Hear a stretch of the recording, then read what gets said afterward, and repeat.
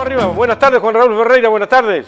Buenas tardes, un gran gusto estar con ustedes como todos los jueves. Este jueves un poquito antes para marear a la gente. Y Un además poquito porque antes hay tenemos más... mucha cosa, ¿no? No, porque además, entre otras cosas, yo no sé si te lo dijo Florencia, capaz que no. Clarita no está porque falleció su suegra. Ah, no, no sabía por qué. Sabía que no iba a estar clarita, pero no sabía por qué. Mirá qué lástima. Entonces nos avisó hoy temprano y yo aproveché el espacio, no nos dio el tiempo de llamar a otro compañero que saliera, entonces dije, vamos a llamar a Juan Raúl y tiene más Con espacio. Vamos todo adelante, gusto. Juan. Con todo gusto porque están pasando muchas cosas en el mundo y muy pocas cosas acá, ¿no? A mí eso me preocupa tremendamente. Sí, Mañana, claro. 14 de julio, es la fiesta nacional francesa. Para mí, ir a la Embajada de Francia los 14 de julio es algo más que conmemorar la toma de la Bastilla 200 y pico de años atrás. Para mí es recordar el día que el embajador de Francia, cuando estábamos mi viejo y yo en la Embajada de Austria, nos expidió un salvoconducto para poder salir del país y tomar el primer vuelo que salía al exterior, que era un vuelo de Air France a París.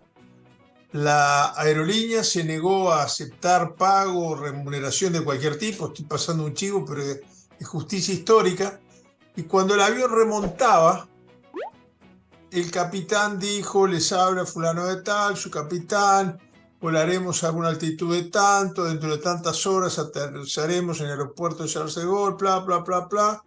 Cuando termina dice, al señor Wilson Ferreira y su hijo Juan Raúl, bienvenidos a la libertad.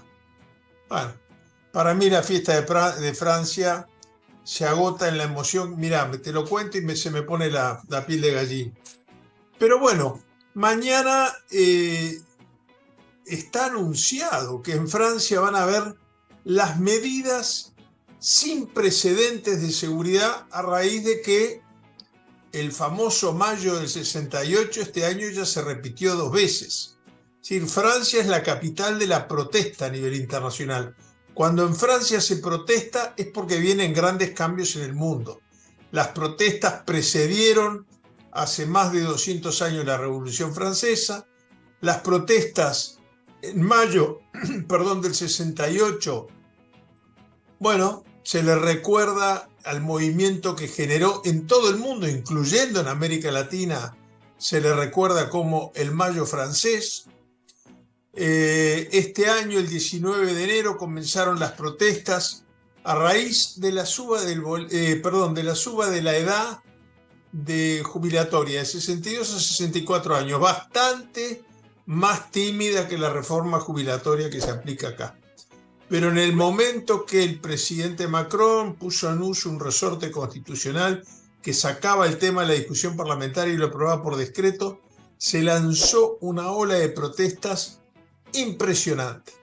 Cuando empezaban a apaciguarse, recordemos que en 1968 la huelga general, nosotros que hace poco conmemoramos y recordamos la huelga general con que se opuso el golpe de Estado, en mayo del 68 estamos hablando de una huelga de más de un mes de 15 millones de trabajadores franceses. Impresionante. Y ahora, hace poco, a raíz de la muerte de un manifestante afrodescendiente, comenzaron las... 17 años, 17 años. 17 años. Y primero en su pueblo natal, luego en París y luego se multiplicó por varias alcaldías a lo largo y a lo ancho de Francia. Las protestas recién están empezando a mitigarse.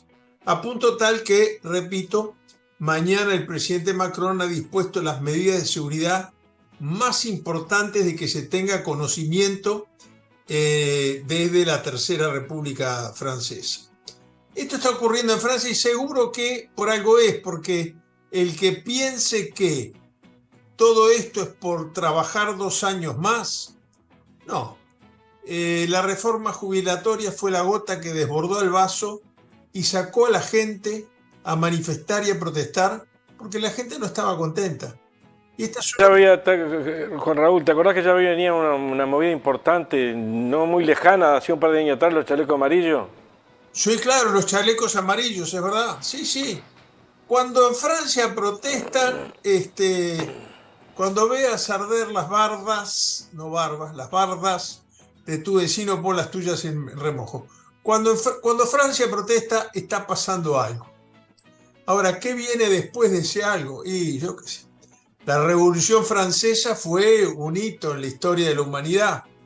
Mañana se conmemora un nuevo aniversario de la toma de la Bastilla. Pero la verdad es que tuvo sus soles y bemoles. Y después vino una restauración de la monarquía. Luego vino una monarquía constitucional y bueno, y se empezó a andar el camino hasta que tuvo que venir la Primera, la Segunda Guerra Mundial y luego poder encauzar la Tercera República, que es la que se sigue construyendo. Todo esto está ocurriendo en una Europa muy especial. En España van a haber elecciones no este domingo, este próximo, pero este domingo es el último en que va a haber campaña electoral, porque ya el jueves siguiente se entra en veda electoral y el otro domingo, 23 de julio, van a ser las elecciones para la presidencia del gobierno en España. Me llegó el voto el día de hoy, porque ayer dije que no me había llegado las listas, me llegaron hoy, yo soy ciudadano español también. Mirá, mirá, yo no sé por qué no soy, creo que hay que ser nieto de, yo soy bisnieto de, y mi viejo nunca, Yo soy nieto de... yo soy bisnieto de, pero bueno, los viernes, mañana voy a estar en un programa en Radio Sarandí con un querido amigo, Antonio Ladra, que es nieto de, y bueno, y su padre murió peleando en la República Española, es su padre, su abuelo quiero decir, y va a votar también. Bueno, Uruguay es de los pocos países del mundo que no vota en el exterior, ¿eh? Ese es otro tema pendiente que tenemos y que se ha ido opacando. Pero yo ayer veía a las 7 de la tarde el debate entre el presidente Pedro Sánchez y Feijóo, el candidato que tiene más posibilidades más que ciertas de poderle ganar. Las encuestas le dan una mayoría de aproximadamente el 10%, pero a pesar de que Podemos, el partido minoritario que se va a aliar con el partido PSOE de Pedro Sánchez, votó mejor que Vox, la ultraderecha más el PP tienen todo el aspecto de tener una mayoría de por lo menos 20 miembros del Congreso de los Diputados por encima, 20 casi que 30 según la encuesta, por encima de Pedro Sánchez. Así que hasta que no se cuenten los votos no se sabe, pero todo parece indicar que la derecha va, en el peor de los casos, a votar muy bien y muy probablemente asumir el gobierno. Ahora, Pedro Feijóo, el que le disputa a Pedro Sánchez la presidencia, es un viejo dirigente de la centroderecha española, pero no tiene el mismo discurso que tenía la derecha española en los años 80. Cuando, por el contrario, Pedro Sánchez es un dirigente del Partido Socialista Obrero Español, que dio presidentes como Felipe González, como Rodríguez Zapatero, y tiene el mismo discurso que desde el año 80. Creo que da para reflexionar mucho esto, porque ha irrumpido en el mundo una nueva derecha que probablemente gane estas elecciones en España, probablemente mañana se haga sentir como reacción a las protestas en Francia, probablemente gane las elecciones el domingo próximo en Guatemala, también en Ecuador, donde hay elecciones. Entonces este fenómeno de la nueva derecha, con un discurso que se basa mucho más en la comunicación y en el marketing que en el contenido, nos tiene que alertar. Tiene que alertar. Todo lo que pasa en el mundo. Hacer llegar más contenido a la gente en general. ¿Cómo hacer llegar más contenido y cómo denunciar esta farsa de las cortinas de humo que ocultan los verdaderos problemas? El Uruguay primero, el Uruguay va a recibir el cimbronazo y el eco de todo esto que está ocurriendo en el mundo. Acaba de terminar, si demuestra, vale un botón, ya di varios ejemplos, pero En el día de ayer también terminó la reunión de la NATO, la Organización de Seguridad de Estados Unidos, con sus aliados europeos. Y bueno, Ucrania quedó enojada porque no la aceptaron. En realidad está prohibido aceptar un país que ya está en guerra, pero de todas maneras salió una política tremendamente belicista, tremendamente contraria al sentido común en muchas cosas. Es más, en la reunión de la NATO que acaba de terminar, se aprobó la entrega por parte de Estados Unidos, que está expresamente prohibido por el acuerdo de la NATO, de las llamadas armas racimo, bombas racimo. Las bombas racimo vienen a ser al equipamiento militar algo parecido a lo que las minas son a los seres humanos. Es decir, tienen una consecuencia muy larga después que se haya agotado el proceso bélico. Bueno, en realidad todos los países de la NATO, menos Estados Unidos, son firmantes del convenio contra las armas racimo. Pero Estados Unidos dice, yo le voy a dar bombas racimo igual a Ucrania. El problema es que se las da como colaboración de la NATO. O sea, la NATO es una... O la OTAN. Bueno, NATO, digo yo por deformación, porque viví mucho en Estados Unidos, tenés razón, la OTAN. NATO es la sigla en inglés, ¿no?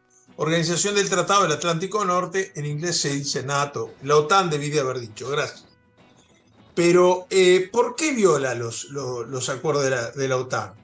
Porque los acuerdos de la OTAN dicen que no se puede obligar a ningún país a incumplir sus leyes.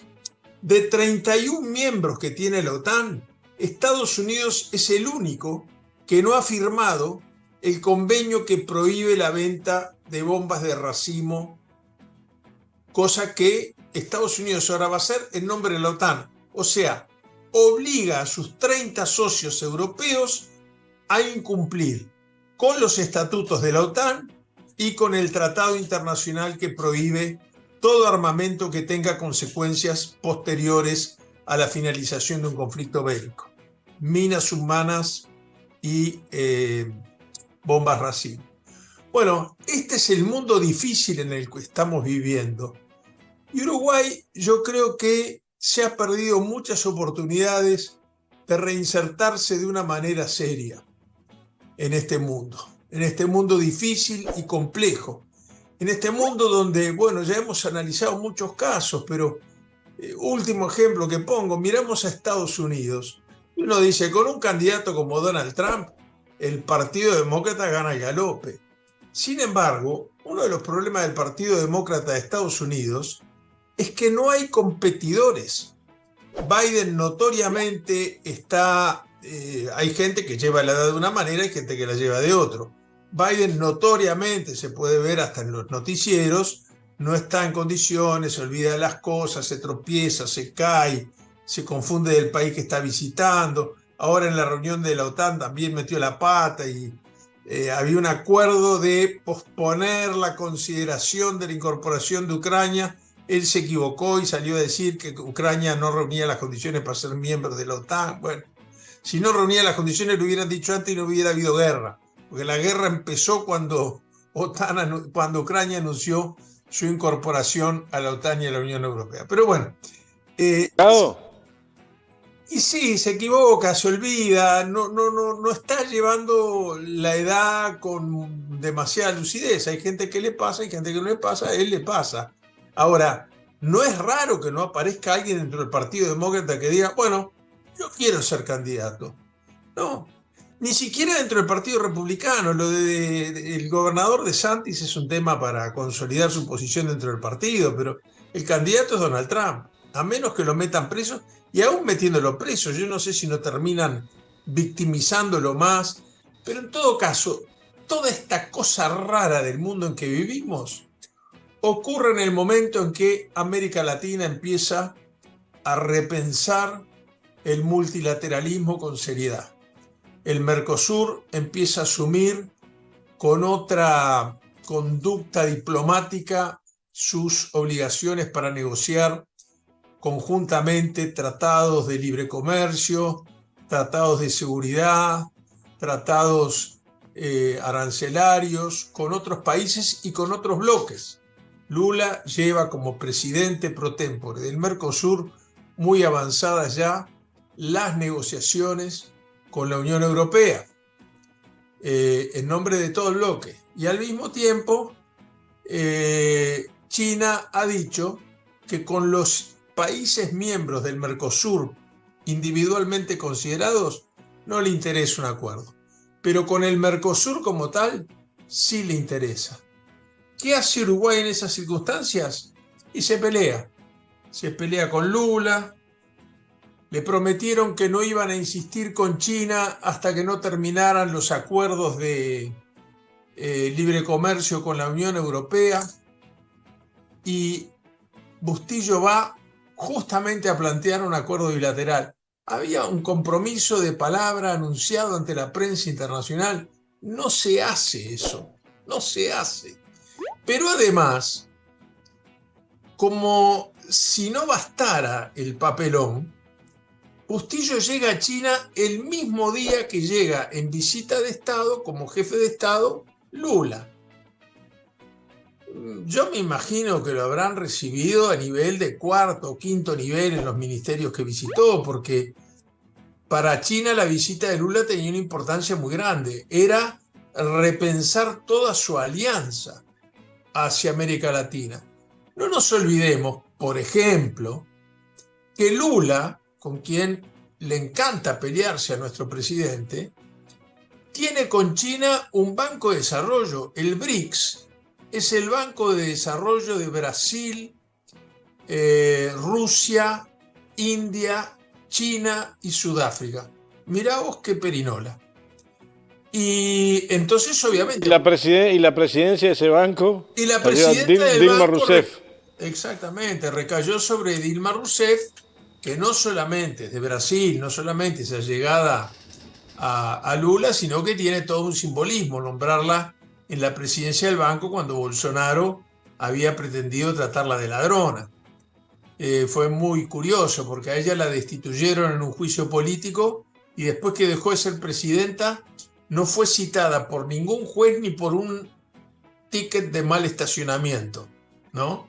Bueno, ahora preside el banco de desarrollo más grande del mundo. Y Uruguay se sigue dando el lujo de pelearse con Lula, como si todo esto fuera poco. Y cuando le queda poco tiempo al frente de su gobierno, pero tiene una relación muy privilegiada, ya se han intercambiado 7 visitas desde que asumió Lula en enero el presidente Lula con el presidente Fernández. Pero a Cuquito le encanta pelearse con él. Fue a la reunión del Mercosur a pegarle bajo. Salió a decir que le había exigido que no se guardara el secreto de los discursos que se había guardado en la reunión de Brasilia.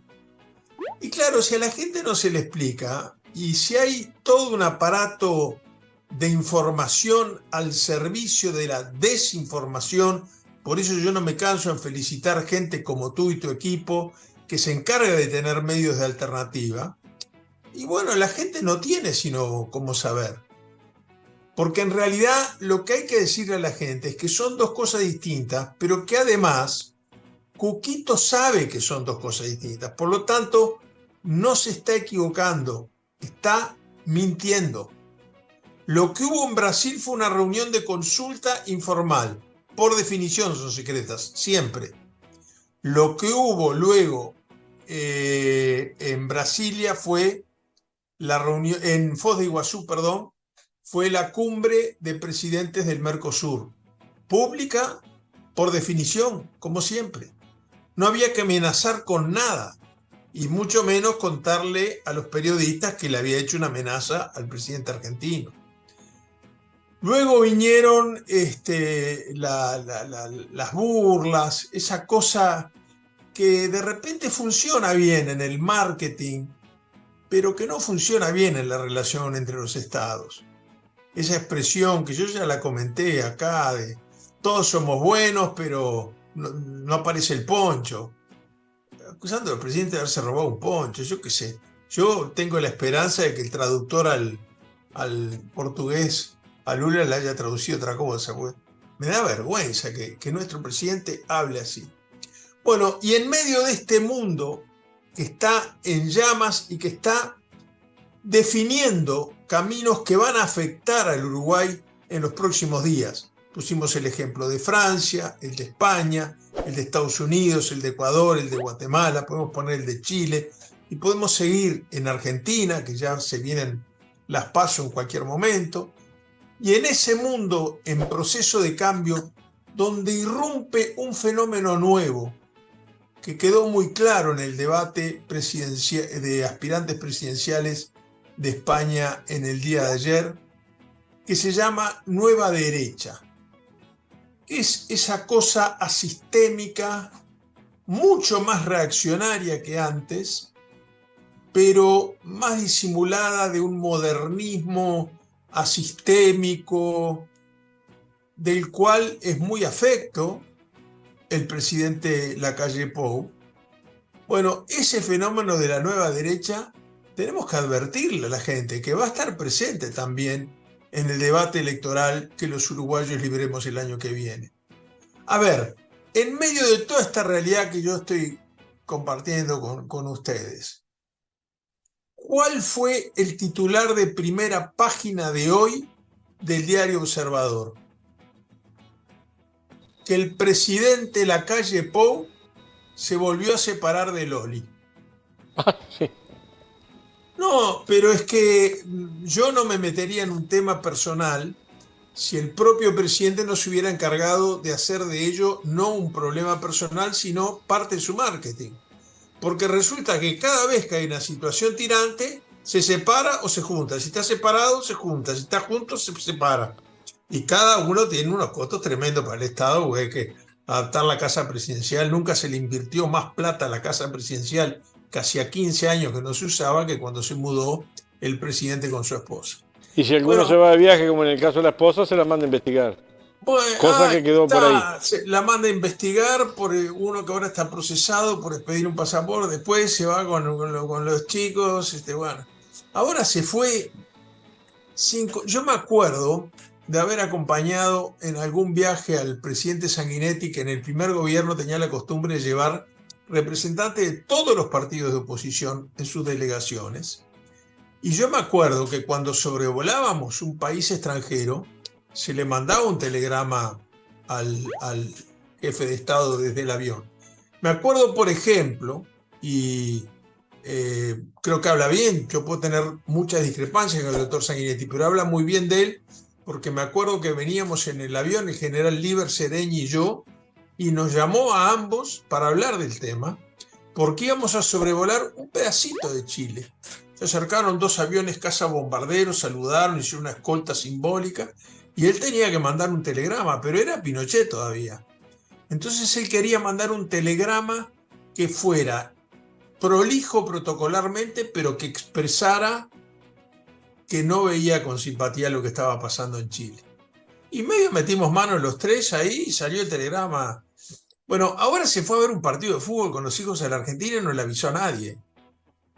No sé, me parece que el presidente, en esta cosa de inaugurar rotondas, cabinas policiales, Yo me acuerdo un episodio en la época del gobierno de Jorge Valle que inauguró una cabina de teléfono en un barrio de Mevir, en el interior, y se le ocurrió llamar por teléfono a la madre y salió por todos los parlantes, no sé si te acordás, y la madre le dijo, pero pedazo de sonso, andá a trabajar con todos los problemas que tiene el país inaugurando una cabina de teléfono. Bueno, pero la madre de Lacalle Pou no le para el carro como doña Matilde. Y la verdad es que a mí me duele que un pueblo que fue ejemplo de una democracia madura, consolidada como el nuestro, bueno, hoy se maneje con estos criterios de marketing y de cortinas de humo sistemáticas. Se enojó porque el presidente Fernández dijo, y en Uruguay se abre la canilla y no sale agua. Yo creo que fue una metáfora, pero en todo caso no creo que haya sido para hacernos daño, porque fue el primer presidente del mundo en ofrecer ayuda al Uruguay, ayuda que fue tratada con bastante desprecio por parte del secretario Delgado.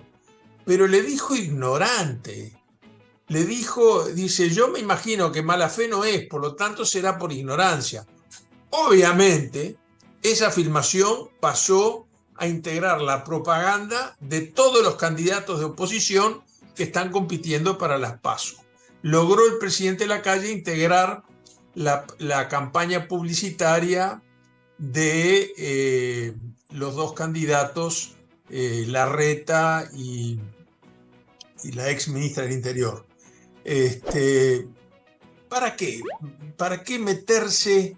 No sé, me parece que estamos acostumbrándonos a que ante un problema serio, como por ejemplo hoy es, además de la inserción internacional, la falta de salubridad, el exceso de salubridad, el exceso de